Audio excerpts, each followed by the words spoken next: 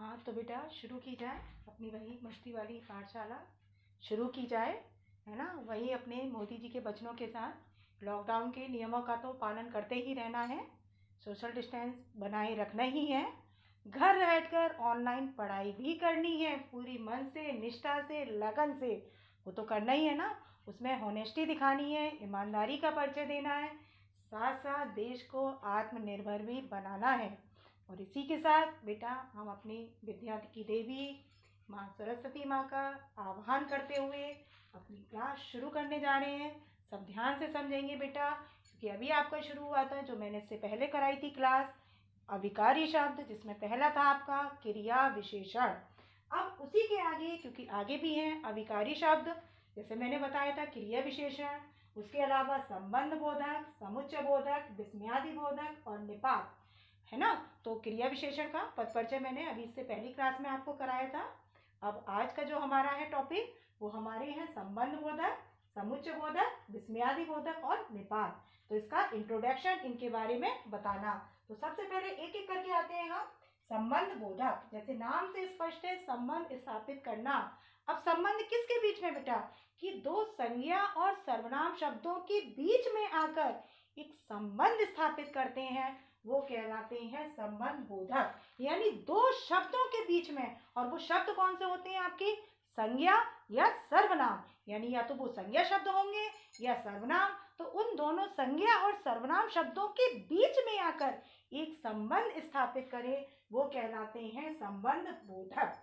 इतना सबको समझ में आया बेटा। अभी मैं उदाहरण से और स्पष्ट करूंगी।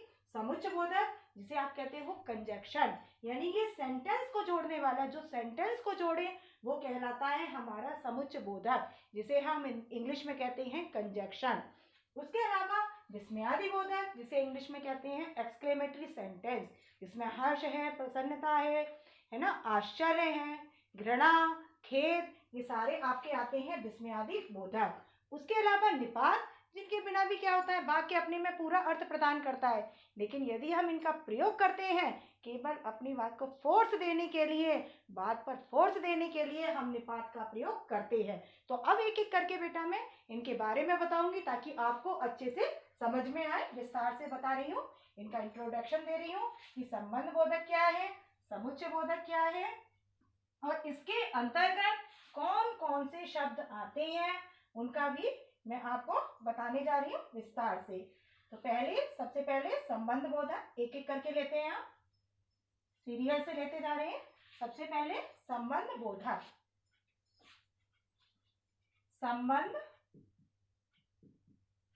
बोधक, जैसे कि नाम से ही स्पष्ट है, संबंध स्थापित करने वाले शब्द होते हैं दो शब्दों के बीच में, और वो शब्द आपके हो सकते हैं संज्ञा भी या सर्वनाम भी, यानी दो शब्दों के बीच में आके एक संबंध स्थापित करें, वो कहलाते हैं संबंध बोधक। जैसे उदाहरण से मैं स्पष्ट कर रही हूँ, विद्यालय के पास बगीचा है, विद्यालय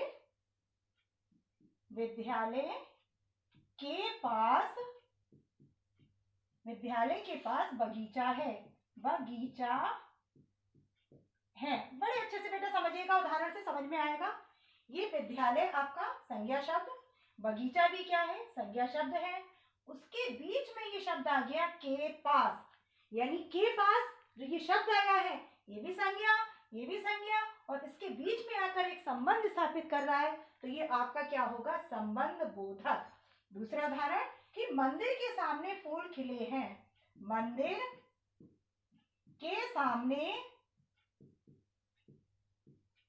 फूल खिले हैं, फूल खिले हैं। अब यहाँ पर बेटा मंदिर हो गया, फूल हो गया, ये भी संज्ञा है आपका, ये भी आपका क्या है, संज्ञा है, और इसके बीच में आपके क्या है, के सामने, के सामने। तो आपका क्या है बेटा कि संज्ञा और इसके बीच में आ रहा है के सामने, यानी एक संबंध स्थापित कर रहा है, तो ये आपका हो गया संबंध बोधक। यानी विद्यालय के पास बगीचा है, मंदिर के सामने फूल खिले हैं, के पास, के सामने, और इसके अंतर्गत जो शब्द आते हैं वो आपके आते हैं के पास, के निकट, के समीप, के समीप, उसके अलावा के सामने, के सामने, के अलावा, के अलावा, के भीतर, के बारे में, के बारे में, के विपरीत, के विपरीत, के बदले, की तरह, की तरफ, के बाद आदि। ये जितने भी शब्द हैं बेटा, ये आपके किसके अंतर्गत आते हैं? संबंध बोधक, यानी संबंध स्थापित करने वाले शब्द हैं ये आपके।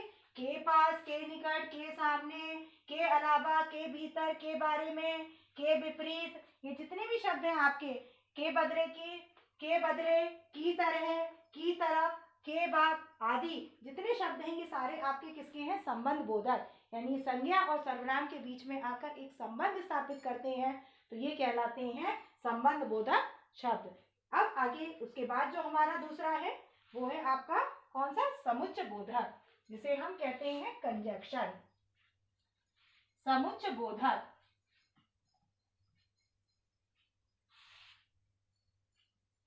दूसरा समुच्चय बोधक, समुच्चय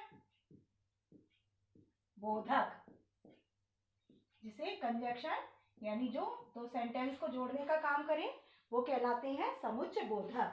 अब उसके अलावा भी बेटा कि समुच्चय बोधक इसके दो भेद होते हैं, समानाधिकरण समुच्चय बोधक और व्याधिकरण समुच्चय बोधक। यानी समुच्चय बोधक कंजक्शन जो सेंटेंस जोड़ते हैं उसके दो भेद होते हैं, एक होते हैं समानाधिकरण समुच्चय बोधक जिससे बनते हैं संयुक्त वाक्य, समानाधिकरण समुच्चय बोधक जिससे बनते हैं आपके संयुक्त वाक्य यानी कंपाउंड सेंटेंस।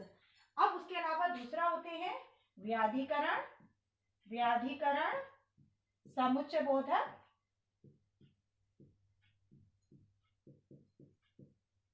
जिनसे बनते हैं आपके मिश्र वाक्य, जिससे क्या बनते हैं? कॉम्प्लेक्स सेंटेंस, यानी इनसे बनते हैं कंपाउंड सेंटेंस समानाधिकरण से, व्याधिकरण से आपके क्या बनते हैं? मिश्र वाक्य यानी कॉम्प्लेक्स सेंटेंस। तो ये आपका समानाधिकरण, व्याधिकरण। अब बेटा समझने का है केवल कि इनके अंतर्गत क्या शब्द आते हैं और इनके अंतर्गत क्यों, क्योंकि बेटा ये जो होते हैं समानाधिकरण जिससे जो वाक्य बनते हैं संयुक्त वाक्य, वो अपने में पूरे स्वतंत्र होते हैं, आजाद होते हैं, कोई किसी पर डिपेंड नहीं होते। जितने भी वाक्य होते हैं सारे प्रधान होते हैं, कोई किसी के ऊपर आश्रित नहीं होता, अपने में पूर्ण अर्थ प्रदान करता है हर एक वाक्य। जबकि व्याधिकरण समुच्चय बोधक से जो वाक्य बनते हैं मिश्र वाक्य, उसमें एक होता है प्रधान वाक्य और इसके अलावा जितने भी वाक्य होते हैं वो आश्रित होते हैं, यानी डिपेंड होते हैं किसके ऊपर? प्रधान के ऊपर।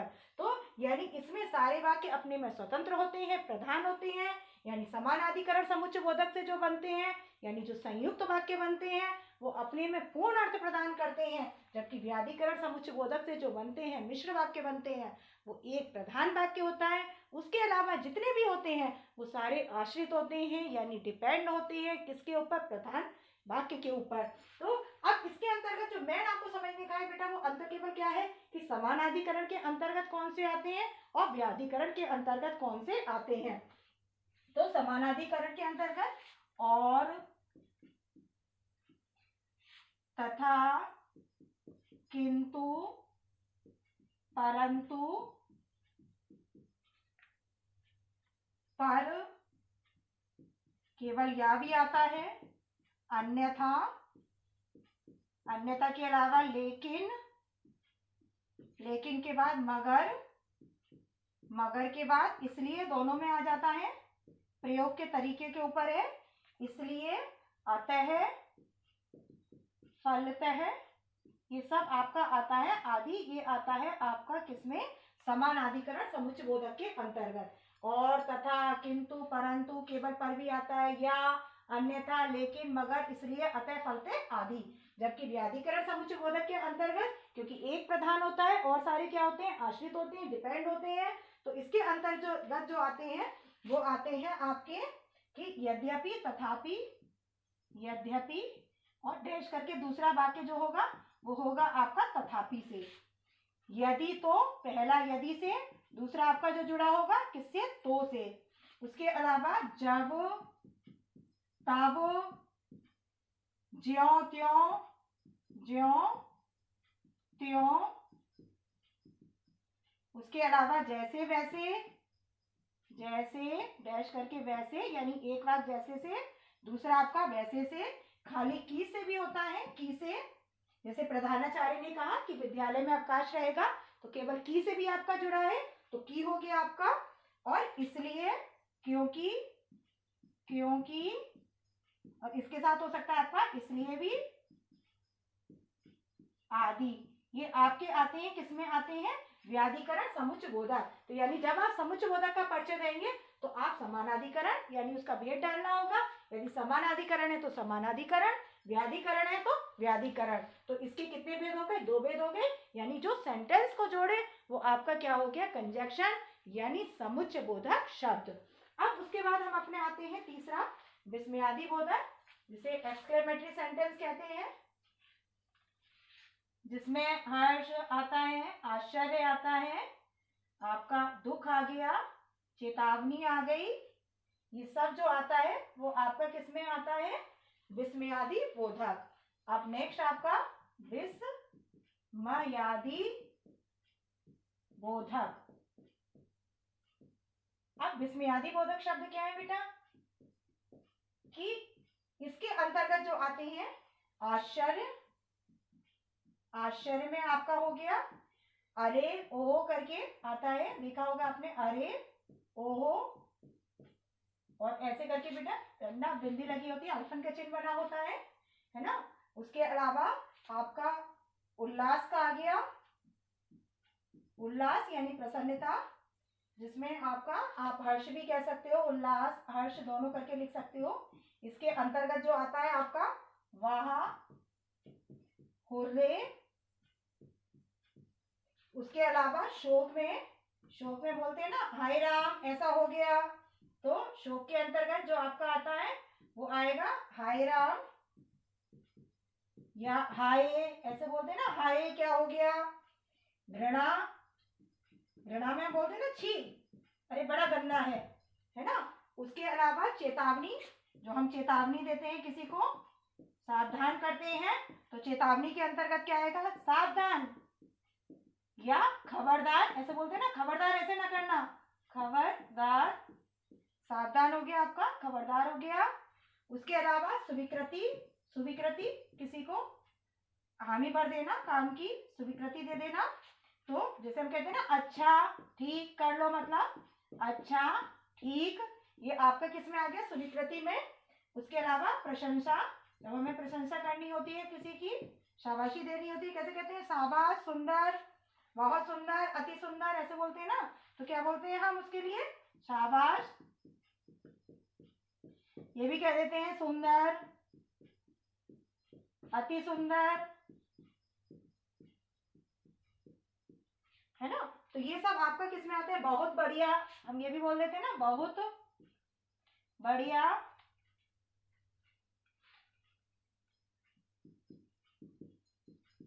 आदि, ये आपके किस में आते हैं, प्रशंसा में। तो आपका इसके अंतर्गत क्या आ गया, आश्चर्य आ गया, अरे वो आ गया।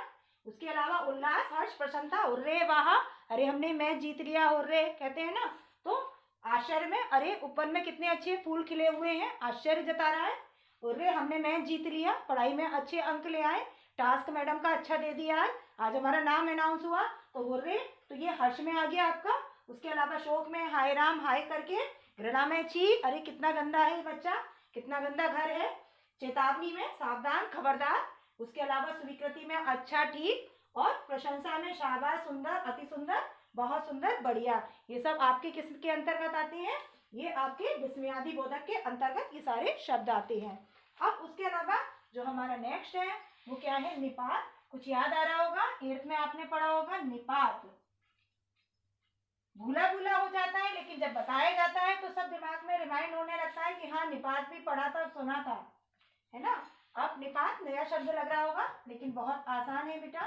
निपात, निपात क्या है बेटा कि इसके बिना भी यदि निपात, इसके बिना भी हमारा सेंटेंस अपने में पूर्ण अर्थ प्रदान करता है।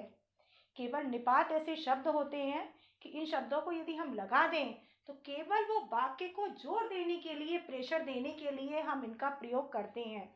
जैसे उदाहरण से मैं आपको स्पष्ट कर रही हूँ, मैंने कहा वह घर पर है, वह घर पर है। ये वाक्य अपने में पूरा है कि वह घर पर है ना। अब यदि मैंने कहा वह घर पर ही है, वह घर पर ही है, यानी मैंने इसमें जो जोड़ा ही, है ना, क्या जोड़ा मैंने, ही। तो घर पर है वाक्य अपने में पूरा है, केवल मैंने ही इसमें जोड़ा, केवल किसमें, बात को प्रेशर देने के लिए, जोर देने के लिए कि वो घर पर ही है, कहीं और नहीं है। तो केवल किस लिए हम इसका प्रयोग करते हैं, निपात का प्रयोग करते हैं, अपनी बात को जोर देने के लिए, प्रेशर देने के लिए, तो वो कहलाता है निपात। जैसे मैंने कहा मेरे पास 5 रुपए हैं, मेरे पास 5 रुपये हैं। अब यहाँ पर बेटा अपने में पूरा है सेंटेंस ये कि मेरे पास कितने रुपए हैं, 5 रुपए हैं, लेकिन मैंने इसमें जोड़ दिया कि मेरे पास मात्र 5 रुपए हैं, 5 रुपये हैं। अब यहाँ पर बेटा मैंने मात्र जोड़ दिया, मात्र केवल इससे इंगित क्या हो रहा है कि मात्र मेरे पास 5 ही है, इससे ज्यादा नहीं है, यानी प्रेशर देने के लिए, जोर देने के लिए हम इनका प्रयोग करते हैं, वो कहलाते हैं निपात। और निपात के अंतर्गत जो शब्द आते हैं वो आपके आते हैं ही, भी, तो, मात्र, भर, तक। जैसे मैंने कहा ना कि मैं रात में सोता रहा, लेकिन क्या है, मैं रात भर सोता रहा, रात तक सोता रहा, तो ये आपके किस में आ जाते हैं, भर, तक में, आदि, ये आपके क्या कहलाते हैं, निपात। यानी ही है, भी है, तो है, मात्र, भर, तक, आदि, ये जो शब्द हैं वो आपके क्या कहलाते हैं, निपात। यानी इनका प्रयोग जो हम करते हैं अपनी बात को प्रेशर देने के लिए, जोर देने के लिए इनका प्रयोग करते हैं, तो ये क्या है, निपात। तो आप लोगों ने बेटा अविकारी शब्दों के अंतर्गत समझा कि ये अविकारी शब्द होते हैं, इनके रूप में कोई परिवर्तन नहीं होता, लिंग वचन काल के आधार में, तो ना इसमें लिंग लगेगा बेटा, ना इसमें काल, ना वचन, ना विभक्ति चिन्ह, कुछ भी नहीं लगेगा, केवल क्या लगेगा, अव्यय अविकारी शब्द, केवल भेद। जैसे आपने संबंध बोधक का था, तो संबंध बोधक में क्या लिखेंगे आप, क्योंकि उसका परिचय का आधार भी होना चाहिए आपका, परिचय का आधार, परिचय का आधार। यदि आपका संबंध बोधक का है तो आप संबंध बोधक में सबसे पहले क्या लिखेंगे कि उसके संबंध बोधक, और उसके बाद क्या लिखेंगे, अव्यय अविकारी शब्द, क्योंकि संबंध बोधक क्या है आपके, के निकट, के पास, के समीप, के विपरीत, है ना, के नजदीक, है ना, की तरह है, के बावजूद, है ना। तो जितने ये शब्द हैं ये आपके कहलाते हैं कौन से, संबंध बोधक। और इसका मैं केवल आपका जो पद परिचय रहेगा वो क्या रहेगा, केवल संबंध बोधक, और उसके बाद अव्यय अविकारी शब्द, तो ये आपका किसका होगा, संबंध बोधक का। उसके अलावा दूसरा मैंने समझाया समुच्चय बोधक। समुच्चय बोधक में क्या होगा, केवल आपको देना होगा उसका जो परिचय का आधार है, केवल आपको बताना होगा सबसे पहले समुच्चय बोधक। समुच्चय बोधक में भी आपको पहचानना होगा, यदि और है तो आपको देना होगा समानाधिकरण समुच्चय बोधक, यदि आपका क्या है, की है, तो आपको क्या देना होगा, व्याधिकरण, यानी उसमें केवल आपको उसका भेद बताना होगा कि समुच्चय बोधक का भेद। उसके बाद आपको अव्यय अविकारी शब्द, यानी समुच्चय बोधक का आपको भेद बताना होगा कि समानाधिकरण समुच्चय बोधक है या व्याधिकरण समुच्चय बोधक है, और उसके बाद आपको क्या करना होगा, अव्यय अविकारी शब्द, ये तो सब में लिखना ही है। उसके बाद आपका जो तीसरा आया वो विस्मयादि बोधक, उसमें भी आपको देना होगा विस्मयादि बोधक। यदि हर्ष सूचक है तो आपको देना होगा हर्ष बोधक है, हर्ष सूचक है। खेद का है तो आपको खेद लिखना होगा, घृणा का है तो घृणा का लिखना होगा, प्रशंसा का है तो आपको क्या लिखना होगा, प्रशंसा, और उसके बाद अव्यय अभिकारी शब्द, तो ये आपका रहेगा, किसका रहेगा, विस्मयादि बोधक का। और निपात का तो बहुत आसान है, केवल आपको क्या लिखना है, निपात और अव्यय अभिकारी शब्द, तो ये आपका किसका रहेगा, निपात का पद परिचय। तो ये आपने बेटा समझा कि संबंध बोधक क्या है, कि जो क्या है, मैं एक बार फिर से आपको बेटा रिवीजन, ताकि आपको कोई कंफ्यूजन ना रहे। मैं नेक्स्ट लूँ आपका पद परिचय, तो आपको बिल्कुल कॉन्सेप्ट क्लियर रहे, कहीं भी कोई दिक्कत ना हो, किसी भी प्रकार की समस्या का आपको सामना न करना पड़े।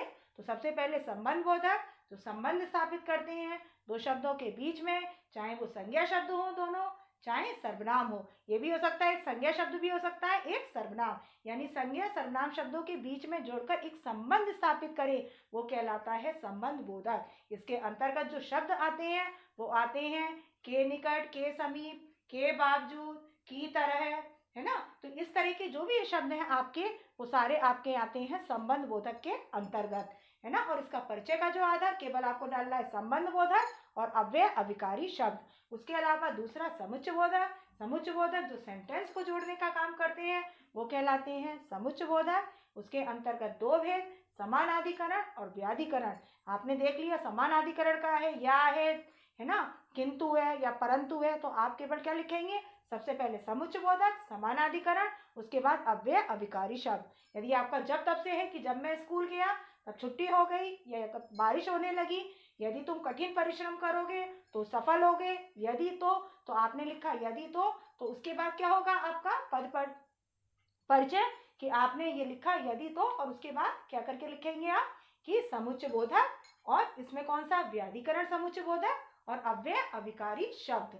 अब उसके अलावा ये हो गया आपका समुच्चय बोधक का विस्मयादि बोधक, यानी एक्सक्लेमेटरी सेंटेंस। उसमें केवल आपको क्या लिखना है कि विस्मयादि बोधक, हर्ष सूचक है तो हर्ष वाला, प्रसन्नता का है प्रसन्नता, शाबाशी है तो शाबाशी, चेतावनी का है तो आपको चेतावनी का देना होगा सूचक, और उसके बाद अव्यय अभिकारी शब्द। निपात जो अपने सेंटेंस को यानी वाक्य को प्रेशर देने के लिए जिनका प्रयोग किया जाता है वो कहलाता है आपका, क्या कहलाता है, निपात। तो यानी इनके बिना भी वाक्य अपने में पूर्ण अर्थ प्रदान करते हैं, केवल वाक्य को प्रेशर देने के लिए, जोर देने के लिए हम निपात का प्रयोग करते हैं। तो ये है हमारा बेटा संबंध बोधक, समुच्चय बोधक, विस्मयादि बोधक और निपात। इनके बारे में मैंने आपको बताया, सबको बहुत अच्छे से समझ में आया। प्रैक्टिस करिए बेटा, ताकि आगे आप एग्जाम्पल सॉल्व कर सके। थैंक यू बेटा।